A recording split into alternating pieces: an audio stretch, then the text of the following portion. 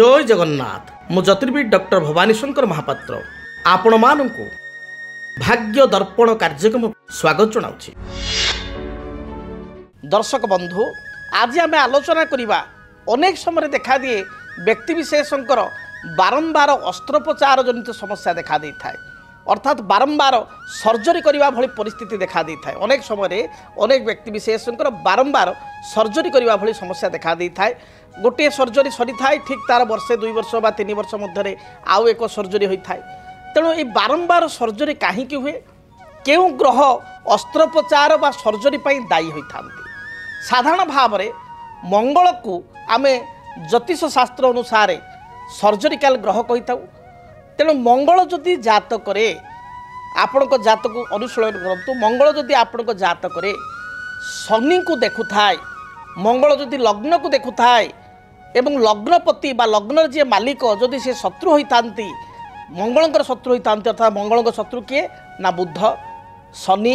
जदि बुध किंबा शनि होता मंगल दृष्टि थाए ताले जेतेबेले जातक मंगल महादशा चलन हुए मंगल महादशा जो 7 वर्ष धरी चलती एवं ता मध्य विशेषकर देखा देछि लग्नाधिपति जो ग्रह होता बुध किंबा शनि जदि लग्न होता है तार अधिपति होता मंगल बुध बा शनि समय किंबा मंगल राहु किंबा मंगल केतु समय यही समय सर्जरी हबार जोग यथेष्ट अधिक बढ़ी जाए बा आशंका बढ़ी जाए। से भली जातक जदि बृहस्पति शनि एकत्र अच्छा एवं आपण जातक जेकोसी राशि अच्छा बृहस्पति शनि एकत्र अच्छा आपणकर लग्न होची आपणकर कौन ना आपणकर वृष लग्न आपणकर मिथुन लग्न आपणकर कन्या लग्न आपणकर तुला लग्न आपणकर मकर लग्न बा आपणकर कुंभ लग्न यही लग्न मानक मध्य जदि आपणकर लग्न होता है जदि चली थाए बृहस्पति शनि ताल देखिए निश्चय आपणकर गोड़ हाड़ भांग कौन सी कारण जानवाहन चालन समय हो जेहेतु आप सतर्क नहांती जानवाहन चालन समय हो किंबा सीढ़ी चढ़ा समय बा सीढ़ी ओह्लैवा समय आपण तरबर भाव बा जेहेतु सतर्क नहांती तेणु हुए तो आपणकर गोड़ बा विशेषकर गोड़ नली बा गोड़ नलीर हाड़ बा तल पादरे आपण माइनर क्रैक हवा बा ए संपर्कित अस्त्रोपचार हबार मध्य जोग रही थाए बा मुंड माड़ हबार मध्य जोग रही थाए। किंतु जेहेतु शनिकर स्थिति चली था बृहस्पति शनि बा शनि बृहस्पति एवं बृहस्पति शनि जातक एकाठी था पाद उपरे आघात हबार संभावना अधिक थाए बा 80% रही थाए। से भली जातक मंगल आउ शनि जदि परस्पर षडाष्टक होता एवं जातक चंद्र जदि केतुयुक्त होता है मंगल शनि परस्पर ठार षडाष्टक अच्छा आप कहे मु कौ लग्न एथि लग्नर आवश्यकता नहीं जेकोसी लग्न हो पारे आपंकर मंगल शनि परस्पर ठार षडाष्टक अर्थात मंगल टू हिसाब करेंगे शनि अच्छा 6 शनि टू हिसाब कले मंगल होती 8 मंगल शनि परस्पर ठार जदि षडाष्टक था एवं जातक जदि आपंकर चंद्रमा केतु सहित युक्त होता है ताहले मध्य जो चंद्रंकर महादशा चले केतुंकर महादशा बा अंतरशा चली थाए शनि बा मंगलंकर महादशा अंतरशा चलन होता है से समय आपणकर अस्त्रोपचार विशेषकर पेटरे आपणकर स्टोन हवा जोटा कि आम कहूँ गॉल ब्लाडर स्टोन बा तार अस्त्रोपचार किंबा किडनी स्टोन हवा एवं अस्त्रोपचार होगा किंबा कौन सी पेटरे आपणकर सिस्ट बा मांस बढ़ी से अस्त्रोपचार होगा एभली बारंबार हेतुक समस्या देखा दे थाए बारंबार अस्त्रोपचार जोग देखा दे थाए। से भली जातक जदि आपणकर राहु दशा चली थाए एवं जातक आपणकर राहु आपणकर मंगल युक्त होता एवं शनि को मंगल देखुता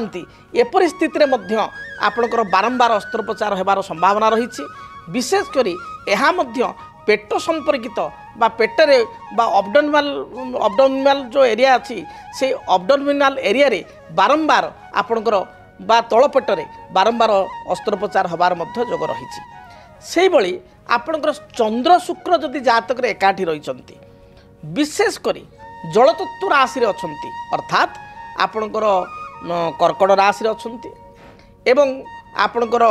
से भली जातक चंद्र शुक्र एकाठी रही एवं सेठी आपण देखिए जदि पंचम स्थान रे केतु रही पंचम स्थान रे राहु रही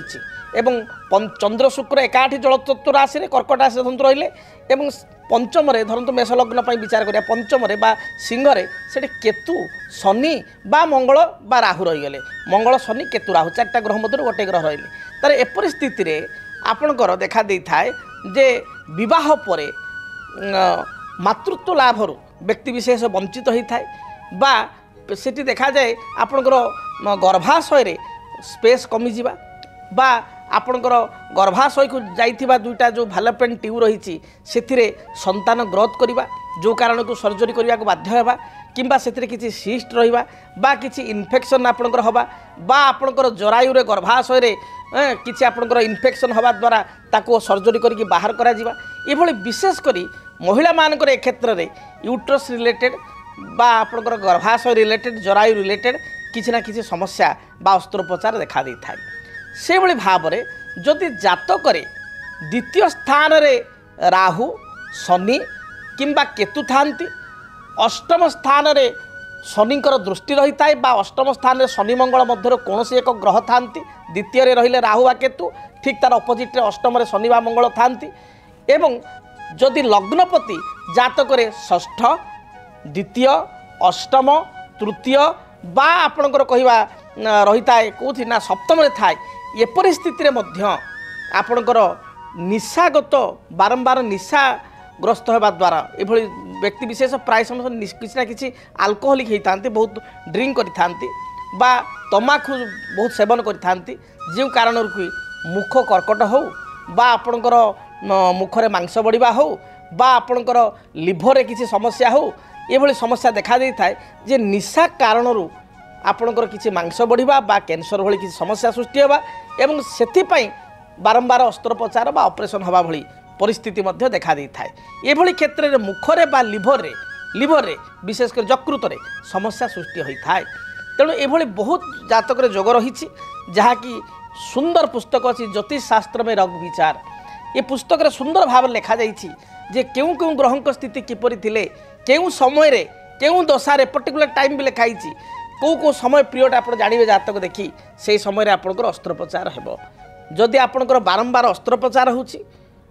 ଏବଂ ଏ ହେତୁକୁ ସମସ୍ୟାକୁ ନେଇ ଆପଣ ଚିନ୍ତିତ ଅଛନ୍ତି ତାହେଲେ ଆପଣ ଜ୍ୟୋତିର୍ବିଦଙ୍କ ସହିତ ସାକ୍ଷାତ କରନ୍ତୁ ଜାତକକୁ ଅନୁଶୀଳନ କରନ୍ତୁ କ'ଣ ପାଇଁ ବାରମ୍ବାର ମୋର ଅସ୍ତ୍ରୋପଚାର ହେଉଛି ବାରମ୍ବାର ସର୍ଜରୀ ହେଉଛି ବାରମ୍ବାର ସର୍ଜରୀ ହେବା ଏହା ଭଲ ନୁହଁ ଜାତକରେ ନେଗେଟିଭ୍ ଗ୍ରହଙ୍କର ସ୍ଥିତି ବା ଦଶାକୁ ସଂକେତ କରିଥାଏ ଆପଣଙ୍କର ଜଣେ ମହିଳାଙ୍କର ଧରନ୍ତୁ ସନ୍ତାନ ଜନ୍ମ ହେଲେ ତାଙ୍କର ସିଏସ୍ ହେଲା ମାଇନର ଗୋଟେ ସିଜରିନ୍ ହେଲା ତାକୁ ଆମେ ଅସ୍ତ୍ରୋପଚାରରେ କାଉଣ୍ଟ କରିବା ନାହିଁ କିନ୍ତୁ ବାରମ୍ବାର ଅନ୍ୟାନ୍ୟ ଯଦି ସମସ୍ୟା ହେଲା ଗୋଲ୍ଡ ବ୍ଲାଡର ଷ୍ଟୋନ୍ ହେଲା ବା ଆପଣଙ୍କର ଜରାୟୁରେ ୟୁଟ୍ରସ୍ ରିମୁଭ୍ ହେଲା ବା କିଛି ସିଷ୍ଟ ହେଇକିରି ମାଂସ ବଢ଼ିକି ସେଠି ଅସ୍ତ୍ରୋପଚାର ହେଲା ବା ଆପଣଙ୍କ ଲିଭରରେ କିଛି ସମସ୍ୟା ହେଇକିରି ଅସ୍ତ୍ରୋପଚାର ହେଲା ବା ହାର୍ଟରେ ହେଲା ବା ଆପଣଙ୍କର ଗଳାର ଜନିତ ହେଲା ବା ମୁଖରେ ବାରମ୍ବାର ହେଲା ଏବଂ ବାରମ୍ବାର ଅସ୍ତ୍ରୋପଚାର ଏପରିକି ଆପଣଙ୍କ ବାରମ୍ବାର ଗୋଡ଼ ଭାଙ୍ଗିବା ବା କ'ଣ କରିବା ସେଥିରେ ମଧ୍ୟ ଆପଣଙ୍କର ବାରମ୍ବାର ଆପଣଙ୍କର କରାଗଲା ସର୍ଜରୀ କରାଗଲା ଏହା ମଧ୍ୟ ଆପଣଙ୍କ ପାଇଁ ଆଦୌ ଶୁଭଙ୍କର ନୁହଁ ଏପରି ସ୍ଥିତିରେ ଜାତକକୁ ତର୍ଜମା କରିବା ଜାତକକୁ ଗଣନା କରିବା ଏବଂ ସେ ଅନୁସାରେ ପ୍ରତିକାର କଲେ ନିଶ୍ଚୟ ଏହାର ସମସ୍ୟାର ସମାଧାନ ଆପଣ ପାଇପାରିବେ ଯଦି ଆପଣଙ୍କ ଜୀବନରେ ବ୍ୟକ୍ତିଗତ ପାରିବାରିକ ସମସ୍ୟା କର୍ମକ୍ଷେତ୍ର ନିଯୁକ୍ତି ବୈବାହିକ ସମସ୍ୟା ବାସ୍ତୁ ଦୋଷ ଏବଂ ମାଲି ମକଦ୍ଦମା ଆଦି ସମସ୍ୟା ଥାଏ ତାହେଲେ ସମସ୍ୟାର ସମାଧାନ ଓ ପରାମର୍ଶ ପାଇଁ ଆମକୁ ଯୋଗାଯୋଗ କରନ୍ତୁ ଜ୍ୟୋତିର୍ବିଦ doctor Bhabani Shankar Mahapatra Budheswari colony plot number 26 Bhubaneswar phone number 9776833302 9439444924 आमर वेबसाइट www.srijagannathastro.com DTV ओडिया देखिवा पई सब्सक्राइब करंतु एवं बेल आइकन को मध्य दबाई दियंतु।